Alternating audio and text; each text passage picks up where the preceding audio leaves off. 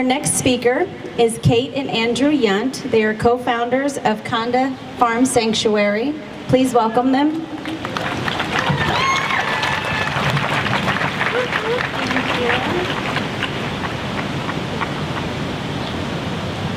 We are here today because we passionately believe that everyone, human and non-human, deserves the basic right to live a life of peace.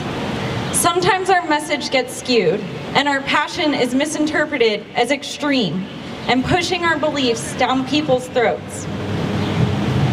We have heard from many wonderful speakers today, all presenting wonderful facts as to why we must go vegan, why we must fight for freedom for everyone, but we still fall on deaf ears to many. We are here today because we know, deep down in our hearts, that there are horrible atrocities happening every day to non-humans all over the world. And we know that veganism is the only way to make them stop. So what can we possibly do to make our friends and family see this? Our neighbors and classmates, our coworkers and acquaintances. How do we help them see?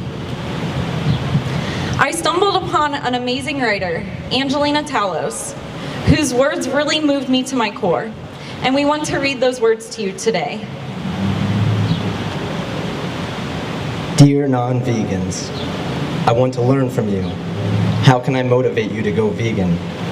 Should I charm you into listening?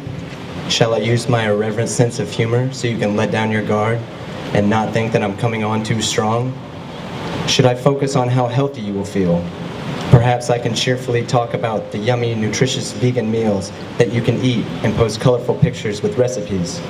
If I mention how you might even lose weight, or gain muscle, or heal your illness, would that perk your interest?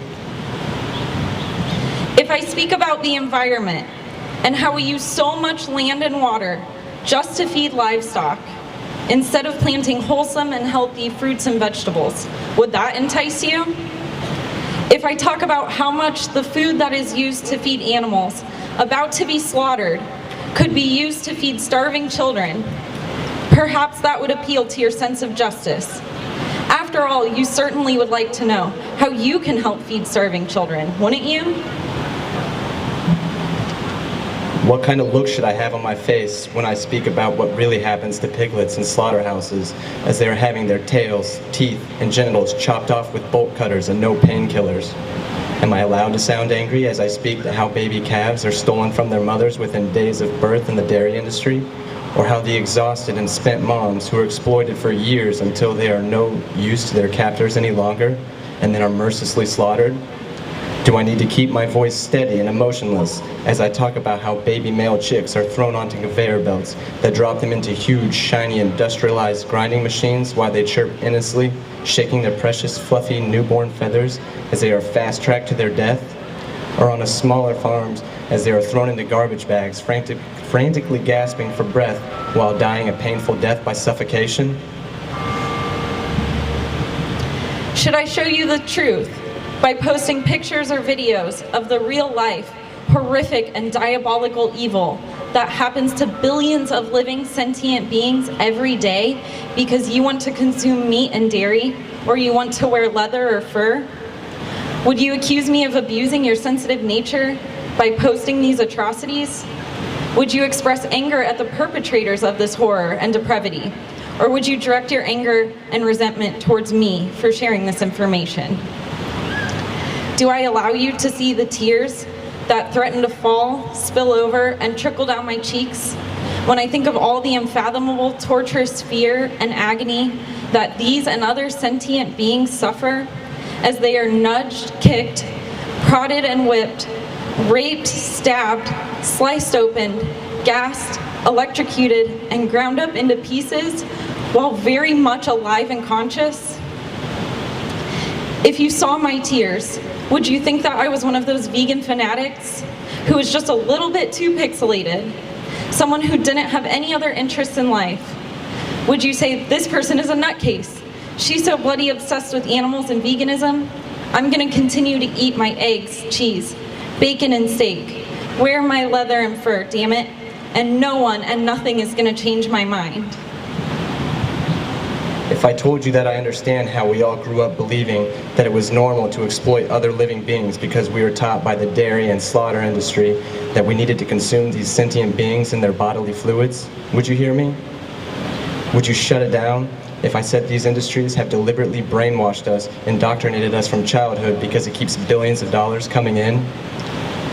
If I said that I believe that I am not superior to anyone, not to animals or to you, would you be willing to listen? If I maintain a Mona Lisa smile, soft, placid, and almost expressionless, as I speak quietly and sweetly, as to not to offend you, might you take a step back and rethink your stance? Could you possibly stop contributing to the exploitation, torture, mutilation, and murder of living beings then? Teach me. Tell me what it will take for you to care. Teach me what you need to see, what you need to hear, what you need to know, for you to make a change.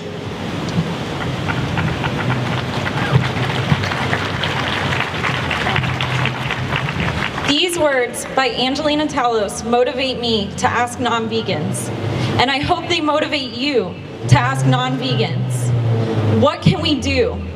How can we possibly open their eyes to the horrors of this world and convince them that we have the power to make this stop?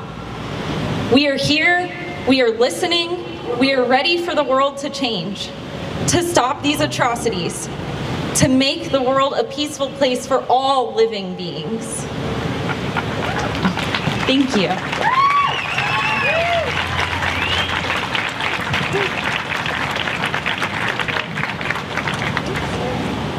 Thank you, Kate and Andrew.